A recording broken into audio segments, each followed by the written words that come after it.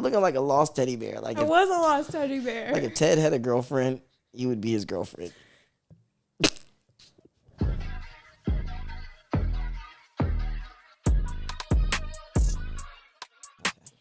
All right, y'all. What up? What up? What up? What up? What up? This is STAGVIEW, the special, with the one and only. Who do we have here? Kasie or Kasie K, but Kasie's preferred. Kasie, but Kasie. Kasie K. But you prefer to drop the K and just keep the Kasie. Yeah, when I'm talking like regular, Kasie K is just like I don't know. I'm not listening. You gotta judge me. Look, it was P Diddy, then it was Diddy. Then it was Diddy Love. Then it was, you know what I'm saying? You can change. You change whatever the fuck you want. You do whatever the fuck you want. Okay, it's your life. Live it how you want. I personally like Cassie better than all the other names. I'm sure you do. I'm sure you do. You never get my name right. Listen, y'all see how her face changed immediately? She's like, fuck this motherfucker. First month I knew her. I just kept saying right off the bat. He's saying my name. Cassie. I'm so sorry. But I got it right now. I know a lot of people probably think my name is Cassie. I mean, you spell Kasie. It's the K. That's what it is. Okay. And because there's no Y. I didn't give myself my name. There's nobody. Lupe. Every Mexican person I meet is like, you Lupe? That's a girl's name. I'm like, what the fuck? I do know a girl, Lupe. I'm not gonna lie. Every time. Every fucking time. So, welcome to the podcast. I want everybody to know. Oh, sorry, a little congested. I want everybody to know that I've been rocking with this girl now for how long has it been? A year? A year now? Almost a year. And you've been just a phenomenal ray of sunshine since I've met you. Like, I don't even know how to, like, describe the roller coaster of our relationship and how it's gone. It's been a little crazy for sure, but fun. I mean, it's definitely been fun. I mean, okay, so we'll start it off. You came down to Florida. That's how we met, okay? Yes. She came down with a fellow content creator, Josie Jackson, and they came down to do a group scene with me. And I had set it up for them, and then something happened where Josie couldn't do the scene, and you stepped in and killed it and had a great time. It was my first gangbang. First gangbang. First gangbang. That shit's lit. So how was that? That being your first gangbang? I never really got to talk to you afterwards to see, like, did you enjoy yourself? Was it fun? Was it something? Was it all you expected? Did you want to do it again? Like. It's a lot of time back. It was my first time ever like being with more than one guy at the same time. So I didn't really like know what to expect. I'm just a slut. So everyone used me. So I was thriving. I always have to be doing something. So when there's multiple guys, I'm a really good multitasker. If anyone has seen my videos, I could do a lot of things at the same time. So that's why I thrive with gangbangs. So I don't know, feel like it was perfect. I just slide right in perfectly. I like it. Was there any point during that whole thing where you were like, this is amazing, or fuck this, I'm done? I never had the fuck this, I'm done. I thought it was amazing, especially I'm a huge cum slut, so getting covered back to back to back, and just like still getting fucked while covered with two other men's cum was A1. Mamma mia. That's what's up. So, that was, I don't think, you can really surpass that in a sense of like wildness and this, I feel like gangbangs, and especially the type of gangbang you had, I watched it, I helped record it. I think that those type of gangbangs are like at the pinnacle of things because of the amount of confidence that you need to have to do it and you gotta be really about that life when it comes to sex. Like a lot of girls aren't marathon fuckers. Like they're not gonna fuck for 2 hours straight. Most girls are cool with a 15 to 30-minute long session, and then once that's done, like, yo, I'm good. Like, let's go to bed. Don't get me wrong, I do love the 15-minute sessions, but I can literally fuck all day, and be fine. I don't know. It's just. I mean, everybody doesn't have equal sex drives, but when you find somebody who has that kind of sex drive, it's amazing. So we were talking off camera. I think we were having lunch or something the other day, and you told me you don't use any toys, like you don't masturbate or I anything like do that. not masturbate. No, I maybe own like 1 or 2 dildos that I do for content. I don't even have a wand. It You doesn't don't. do anything for me. It never has been. Even when I was a kid, like And yet I'd then, rather just have a real dick. I feel that. I feel that. So As a man that likes to indulge in some oral activities, it's kind of nice and refreshing because it's for you. It's different because it's not as desensitized because of the toys. You know what I mean? So when the interaction happens, it's like.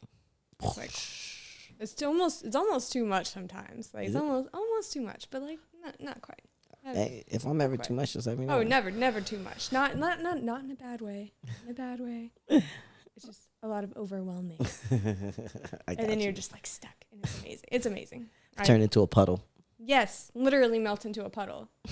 That's the best way to describe it. That's fucking awesome. So, at what point in your life did you know you're like, I'm a slut? You know what I mean? Like how did Kasie K come to get to the point where she was, out here, having gangbangs set up in Tampa?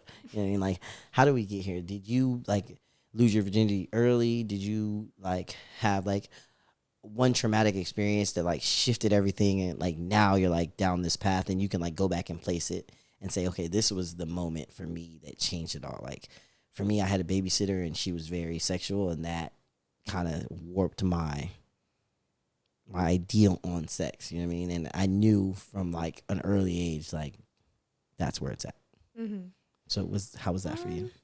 For me, I didn't really lose my virginity too early. I lost it when I was 16. But I kind of knew I was a slut probably when I was 16 just because I couldn't just be with one person. Like I couldn't just like have the one guy. Like I had my roster. Like I had the team. I had the team. And that's just how I've always been. I've always been a sexual person. Always. I would fuck anywhere. Public sex is top notch. My number one thing. I will fuck as long as there's no children and I won't catch a charge. I will fuck there. But yeah, even when I was a kid, like I'd be fucking in Chick-fil-A bathrooms or like behind the ag building at school, like basketball games. It's just things like that. Regular. So I knew I was a slut. Like I knew I wasn't, but I was also like a good kid. Yeah, you're a bookworm. Trust me, I've been bookworm. to your house. You are a bookworm. So I know you were the one straight A student, bookworm, but you like to get down. Oh, yeah. I was like the sneaky freak. Like people didn't know I was a slut. I wasn't well known that Kasie was a slut. It was Kasie was the quiet one, like the awkward turtle, the awkward person in the room, but like low-key a fucking freak. Yeah. So I can honestly say throughout my life, the girls that say the least are typically the nastiest. Like the loudmouth girls are like, oh, I can do this, I can do that. Those girls typically, they ain't got the sauce. It's the girls that ain't saying much that are calculated and like, catch you on a low key. I'll be right around the corner. I don't want nothing much from you, but if you can bring me that D for about 15, we gonna be good. It's been like that. So it's like that. So it was after you got out of high school and you realized like, yeah, I'm wild. I'm trying to get down. What was the next thing? Like, so did you like? I know you said you went to the military, so I'm sure that for any woman going, any slutty woman wants to do some wild shit, the place to go is the fucking military. From what I hear, I wasn't in the military, but yes and no. So yes, I did have my whole moments in the military, but I wasn't like stupid about it, as a lot of women are. Gotcha. Like the barracks rat. I wasn't a barracks rat. I had a roster. It wasn't a very big roster because I'm not gonna lie, military men don't really do it for me. Gotcha. Like I know I'm gonna hate for that, but it's just like, I mean, I don't know. It's like I was around them for so long, so it was just kind of like what I could. I was very picky. I was very, very, very, very picky. So I didn't really sleep around as much as I did when I was younger than when I was in the military, just because the pool was kind of. Yeah, it was small. Yeah, it was small. And I feel like in the military, you have to be careful with what you're doing. And I didn't have time either. Like I worked so much, so it was hard to like even want to. But yeah. So in the military, what exactly did you do in the military that had you clamoring around and doing all this stuff like 24/7?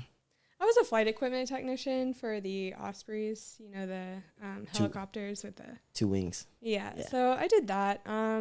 Mostly 12-hour shifts. I was put on night crew a lot, so I'd be working from 4 to 4, and so that kind of like eliminates a lot of like personal life, especially when you're working like weekends and stuff like that. So it was just more of like when you could, you did. Oh yeah, like hey man, like I wasn't like living up my whole like life. Nah, but if you got a couple hours where you had some R&R, if I had some downtime, yeah, for sure, I'd be inviting people over. I feel like, to be honest, I feel like that's a very normal, like a normal thing to do in regular life. Like it wasn't, like, it doesn't sound like you had any extreme phases where it was like, there was any extreme phases where you were like, you know, just, this week I fucked 10 guys and it was just at my apartment, like doing crazy shit like that. So, you know, so you were and are pretty much like, you have your slut ways, but you're a conservative slut, is what I like to call it. A conservative slut. You have your small circle, you like who you like, you fuck who you want, and keep moving. Yeah, pretty much. Like you have no reserves. I mean, now I'm like more like full ass slut. So what do you think the difference between you now and you then was? Like where has this journey taken you on from a mental space and a confidence space? Like I'm sure that in the military you weren't the same headstrong, aggressive person that you are now. If you were quiet and turtle and nerdy, I just don't see that same person with you right now. There's no quiet, there's no nerdy, there's just swag and confidence. There is quiet and nerdy in certain situations. Like if I'm in a meeting new people, or if I'm like where I only know one person at a party, I'm not gonna say anything. I got that. But I don't know. I feel like the military actually made me be a little bit more assertive and be a little bit more aggressive because you have to. Gotcha. But I don't know, it's just nice. Slowly but surely transforming into I'm working on it. My social skills are not like the best, but I feel like I do my best. Yeah, that's all that matters. I'm me. That's all. So I love when people say I'm me. I feel like when you say I'm me, like you're exactly right. You're you, an individual person, unique to you, and you can do things that you do. And I feel like if you have if you play into that, even into your insecurities, it makes you hot, makes you attractive. You know what I mean? Like if you go, you know, I'm a little short. You make a couple short jokes. You know what I'm saying? You keep it moving. Like people resonate with that. Like I self-deprecate all the time. Especially with my titties. I was so insecure of my boobs for the longest time, just because like growing up, like what was in was the big titties. Yeah, it's making a comeback now. You see, everybody's got huge tits now. Yeah, and so like growing up, that's just kind of like sucked when I'm the only one at my school that didn't. And gotcha. So I went to a really small school. I had 11 kids in my graduating class. So when you grow up with like the same people and they all look a certain way, you were the oddball. That's all you see. Then it's kind of like. But I've grown out of that since then. I love my boobs. Like I love them all the time. Touch them all the time. Sorry. But yeah, it's just little things like that. I've noticed that I'm starting to like embrace the weirdness and like want it. And the self-deprecating humor is just like my way of like, you can't make fun of me if I'm making fun of myself. Yeah, like I'm taking. Not that it matters if you made fun of me because I don't care. But you get control. Yeah, and I like being goofy. Like, I just like make fun of my titties and make fun of my titties. Fuck it. Yeah, fuck it. So, you know, speaking of, let's talk about humor, because we spent a lot of time together this past week. Spent a lot of time together.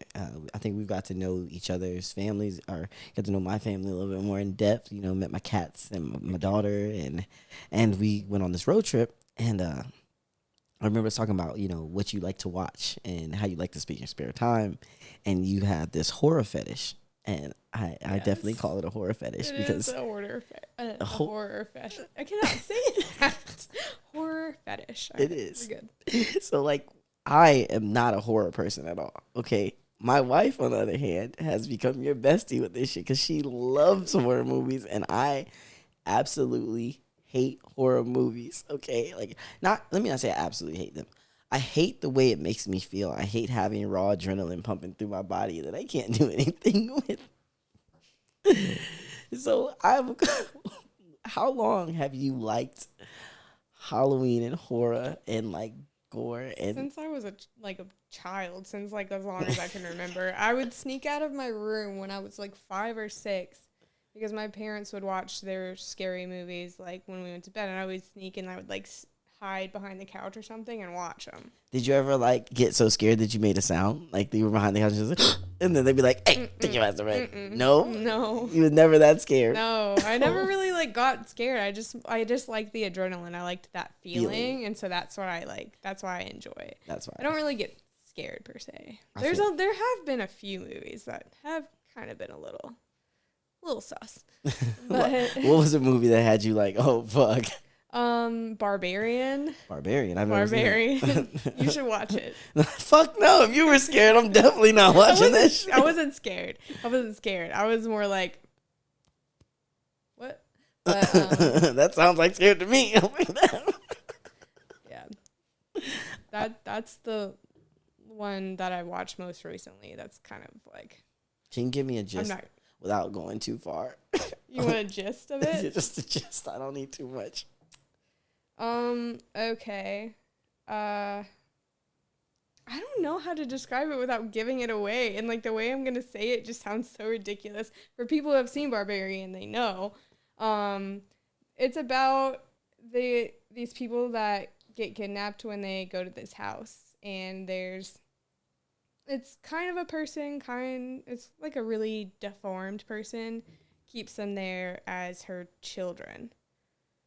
So it just gets really weird.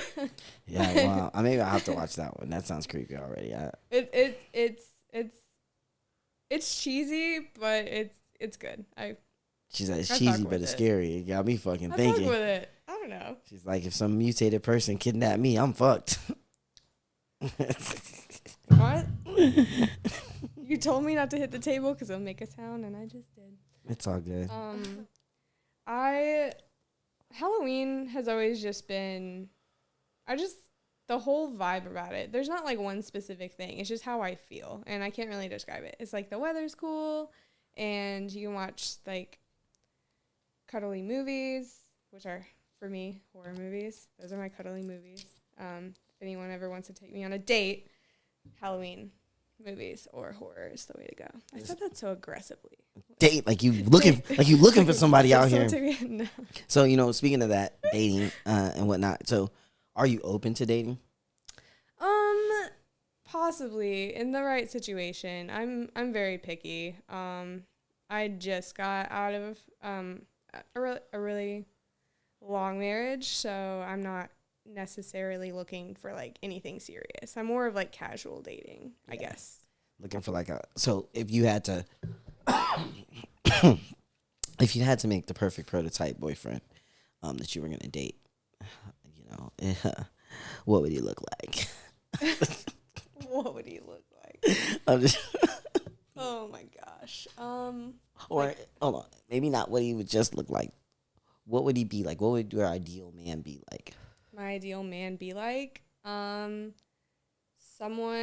who, for me, my biggest thing is having my independence, and I also want someone that I don't have to take care of. Like, I'm not trying to be your mom. I'm not trying to be your wife. I'm just trying to have fun with you. So if you have, like, a job, you're stable, you're confident, I don't really fuck with a lot of insecure men just because that usually projects into some more toxic traits stemming from that. So I don't really fuck with that. And then jealousy. Jealousy is like my number one turnoff. Number one. Yeah. I'm not a jealous person. I could give two fucks. Like, I'm poly, I'm bisexual, pansexual, I'm all the things. So I like a lot of things. And so I can't get that from one person. Nice. And so I would need to be with someone that's okay with me getting the things that I need from other people that you're not willing to give me. Exactly. Or that you can't. And that's okay. That you just got to know that I need. So I always look at it like compartmentalize the relationship in its essence. Yes, so like exactly. A lot of people have a hard time rationalizing sharing your partner or not being monogamous. And I try to tell people when they try to come at me like, that's just morally wrong. It's not right. And I say, it may not seem right to you because of your moral compass, right? Yeah. But for me personally, this is the way that I can do it the right way without hurting anybody. You know what I mean? Yes. So if you are a type of person that likes to shoot guns, likes to go out and kill things, you know, personally, that's what you like to do. You like to go kill things. You like to go skin it. You like to you like to murder things. I'm gonna say it in the most gruesome way possible. It doesn't matter if it's a bird. It doesn't matter if it's a donkey or a deer. You go out and you take life, and you do it for pleasure, right? Mm-hmm. You found a safe way to be a murderous thing that's acceptable. Yeah. Because most of the time, you know, people are hunting. They're not hunting to eat. They're hunting for sport, for the fun of it, right? But there's no problem with that because it's in a safe environment. And where I'm going with that is, if you go out and do your thing and you do it in a safe environment and nobody's getting hurt, exactly, you should be good to go. Yeah.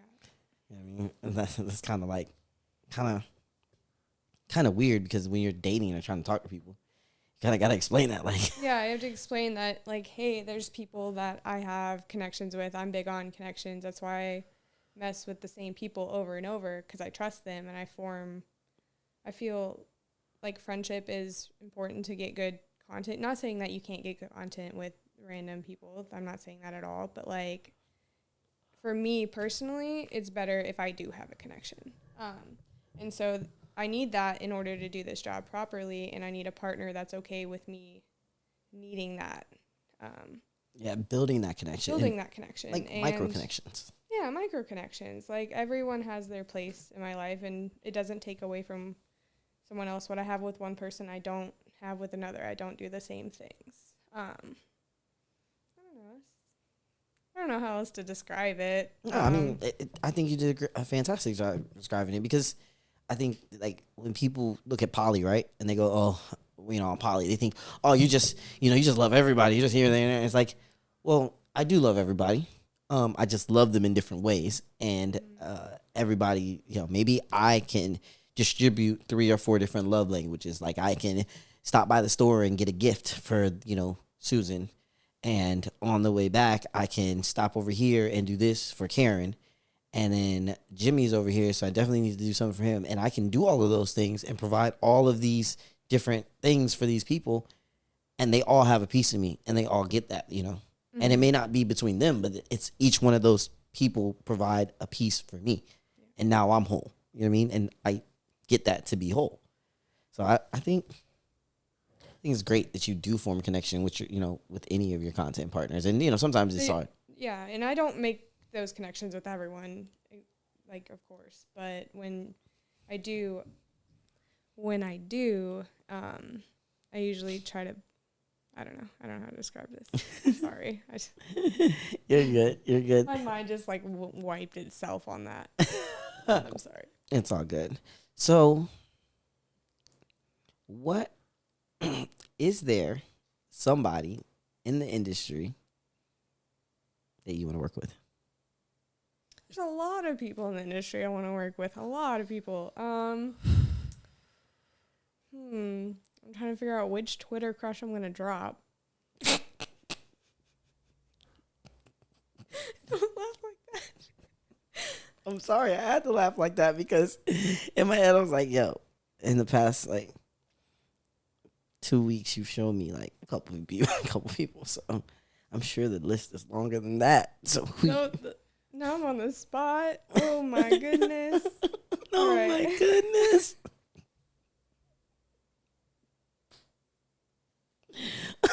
I'm so sorry.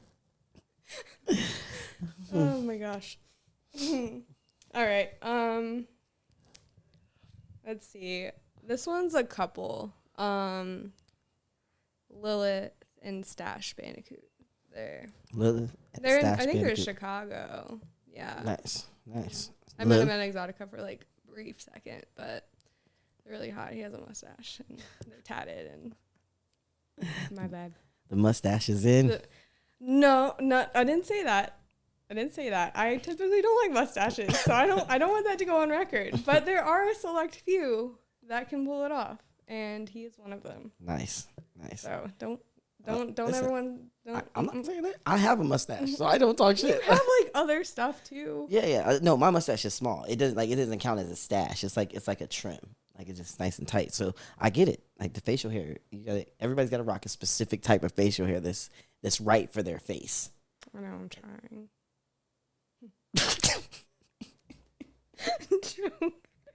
Joke delay. I was just staring at your face like, did you really just say it? So this is what I normally do, is I try to be as goofy as possible. It's just, that's my love language. Listen, I love it. I love spending time with you. I love watching you and my wife interact when you guys are drunk. Oh my God. When y'all are drunk, Oh my God. it is literally the best thing since biscuits. I swear to God. I'm like, how did we get here? Do you want to talk about this? You want to talk about what happened? Let's talk about this. Sure, let's go. Let's go. Let me get comfortable. Yeah, please get comfortable. So we were supposed to be shooting a scene for her. It's Halloween scene that will be coming out shortly after this drops. And we were having a great time. Her and my wife decided that they were going to take shots. Okay. Now, that's not typically how we do things when we're shooting, okay? Mm-hmm. But because it was a group of friends, we're all, like, at this point, we spent so much time with her. The other guy that was there filming, he's a really good friend of ours. He also makes content. So, it just, the vibe was too... It was just good vibes. It was too friendly. It was just too friendly. Like, we were just, like, having fun. We were supposed to be making this video, but instead it turned into a party. And now we're, like, trying to make this video a party. And it was just, like, my wife's a brat. Straight up. She's a brat. She's a spoiled brat. And I had never seen another woman act equally as bratty in the same fashion. And I'm like, I thought that, my wife treated me like this because I'm her husband. And I was like, this is really how white girls act when they're bratty. Like, this is a universal thing. Like, if it's a bratty white girl, if she gets drunk and she wants something, that's what she's going to talk about. And if she doesn't like it, she's going to let you know. And it was an interesting night, to say the least. We did get the scene done. And it's going to be dope as fuck. It is. But you were definitely... But I was on demon time. Straight up. I'm not going to put your business out, but I'm going to say I concur. She was definitely on one. It was different. I had never seen you like that before. I was like, oh, and then what made it worse is you was talking shit. Oh, yeah. So the worst thing you could do when you're with somebody that's got to get their dick hard is talk shit. So she's like, if y'all motherfuckers can't keep y'all dicks hard, we not finna do this fucking scene. No, like, we're friends. Like, we're cool. Like, I'm not, like, no. I didn't go, like, psycho. I was just on demon time. She was on yeah, she definitely didn't go psycho.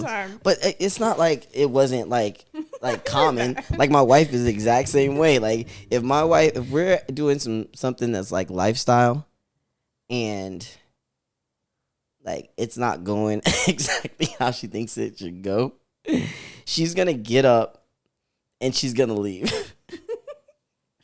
I haven't done that. But you saw her do it. I did see her do it. In the middle of a full swap, we're all getting down. It's a little orgy going down. She's like, fuck it, I'm leaving. We're like, what's fucked up about that shit? Is I love her to death, but it's so awkward for me because everybody's like, hey, is she okay? I'm like, yeah, she'll be all right. Every time I'm like, she'll be all right. Oh my goodness. It doesn't happen that often, but every now and again. And, like, I saw that. I don't drink that much, though. Like, I rarely get drunk like that. I know what happened. You don't have to explain yourself. Anybody who's met my wife, and said, they say the words that I want to party with your wife. And I'm like, oh, that what you want? Do you drink tequila? They're like, tequila?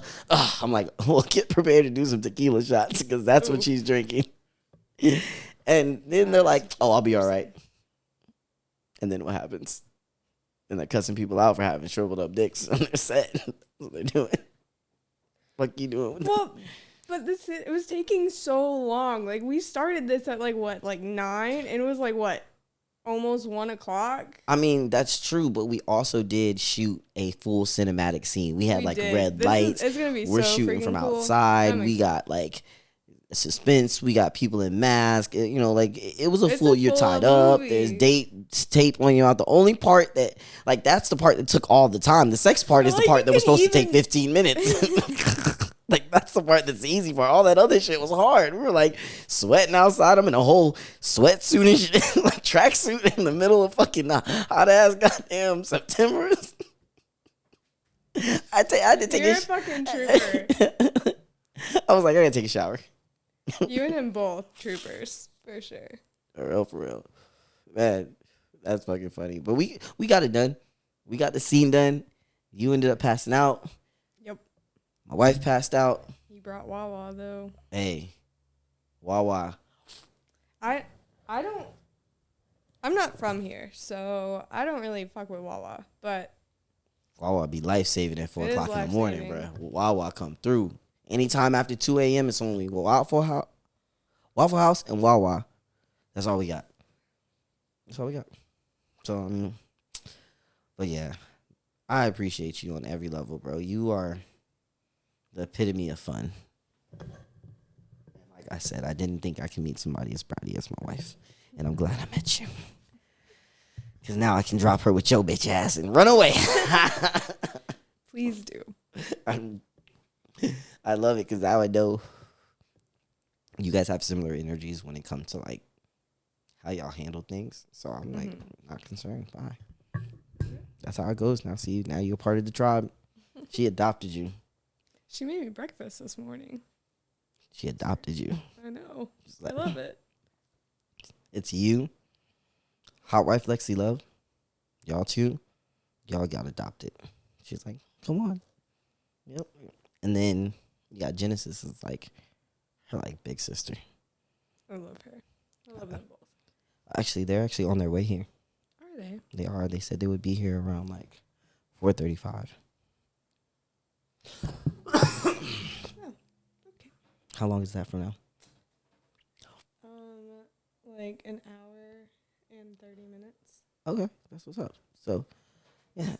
So, I guess, everybody's going to want to know what's next for Kasie K. I am going to be in Phoenix in the beginning of October, and then I will be at Girls Gone Wireless from October 10th through the 17th in Vegas, which you can buy tickets for if you want to come see me. Facts. I'm gonna have to turn that into a reel. Mm-hmm. Like, where you gonna be? And then you say that's gonna be the reel that drops, just to be out there. Well, I hope I looked good. I mean, I hope so too. You can redo it if you want. No, it's okay. Yeah, you want to take 2? No. No. Maybe no. That's funny. Oh my goodness. I want to ask something else, but I don't know how to ask it. That should be good then.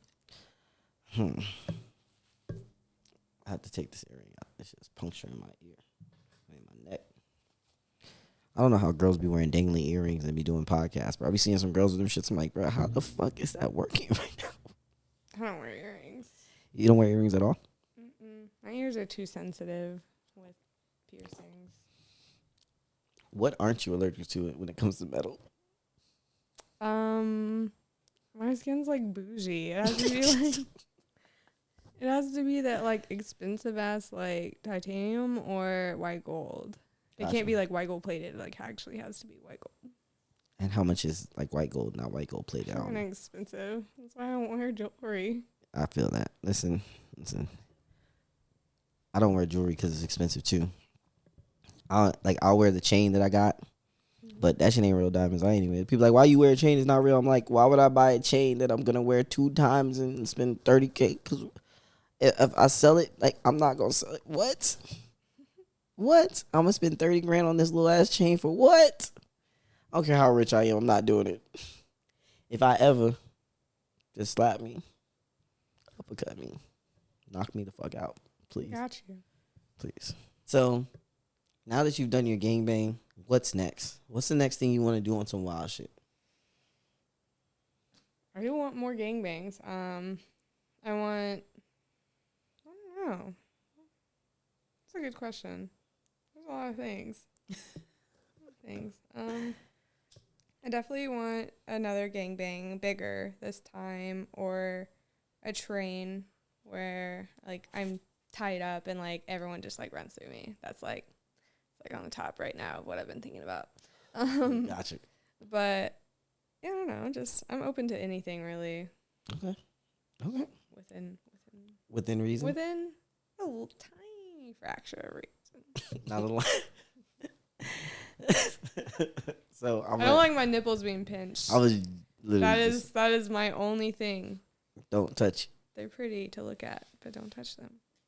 Facts. Because you guys don't listen. I tell you, and you guys still try to rip them out. Not you. I'm not No, saying you. I was gonna say first off, you. Your nipples are extremely sensitive. They are. Like that's because I'm sensitive to metal. You blow on them. You're like they're like. I'm like ooh. And I'm like committed at this point. I know. I do have a bet with myself as to how long these nipples. I've had these since 2017. 5 years. Going on 6. I mean, it sounds. I mean, they're fine. They're fine, like 9 times out of 10. But then when someone gets too rough with them, that's when they start getting a little fucky. Get a little fucky. Getting a little fucky. That's not a term people say. Listen, it's gonna catch you. We're gonna be saying fucky all over the place. Getting a little fucky. I quit. Don't ever quit. Don't ever quit. So you're gonna do a bigger gangbang. You're gonna have a train ran on you, and so right now that's it. Mm-hmm. Okay. Well, we're gonna check back in a couple months and see how that's going. Yes. I can't wait. I'm sure the guys that are watching and some of the ladies out there are gonna definitely be like, "Oh, okay, I'm curious to know how this turned out," because you're definitely a wild child, and now you're what I like to call unchained. You know, like Django. You know, like you've seen Django, right? Yes, I know you watch Django. movies, so I know you've seen Django, and I feel like you Django. You a female Django. You was a slave before you was locked up. Then they set you free. They set you free, and now you out here shooting these motherfuckers left and right, bang, bang, bang. Oh my goodness. You ain't never think about it like that, huh? Mm-mm. We're gonna start calling you Miss Unchained. Oh my gosh. All right. I mean, I see the similarities. I'm just saying. All right. Jake. Well, I appreciate you coming on the podcast. Thank you for having me. This is fun. I try to make it fun. You looked a little nervous when you sat on the chair. I was. I'm like, You're an awkward ass person. You know that. I know you're awkward, but you're not that awkward. Like, you're not that awkward. You're less awkward than you think you are. Okay.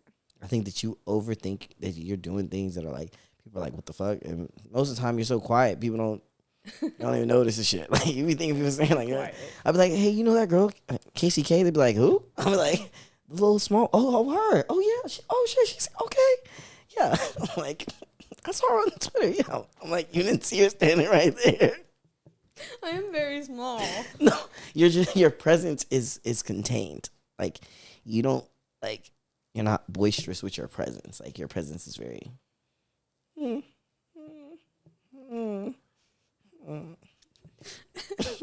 when I look at you, like when we were at Exotica, and Josie had like whatever happened with her, you were just by yourself, and I like you were standing there. We were doing the interviews, and I looked over at you, and you were just like, You just had like a look. I was just like looking. I was like, which way am I gonna go? You were looking like a lost teddy bear. Like I was a lost teddy bear. Like if Ted had a girlfriend, you would be his girlfriend.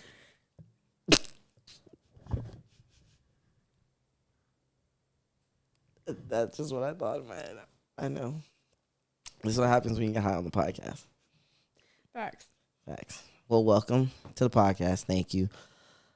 for coming. I appreciate it. I hope everybody enjoyed this podcast. We were acting a fool. It's hard to be serious and take this serious with such a great friend and somebody that I've gotten to know really, really well on a super personal level. So it's been great. It's been fantastic having you here, and I look forward to having you back, hanging out in the next couple months. It's going to be lit. So excited. Mexico. Mm-hmm. Mexico. We definitely going to post a video on YouTube for Mexico. That is going to be fucking lit. I already know. Mm-hmm. So, all right, guys. Till the next time. Thank you again. Where can they find you? I'm on Twitter, Kasie_K_OF. That's KASIE_K.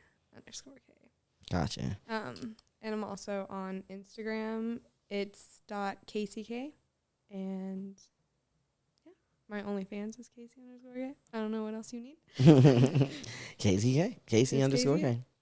Oh, Kasie_K. Got it. All right, y'all.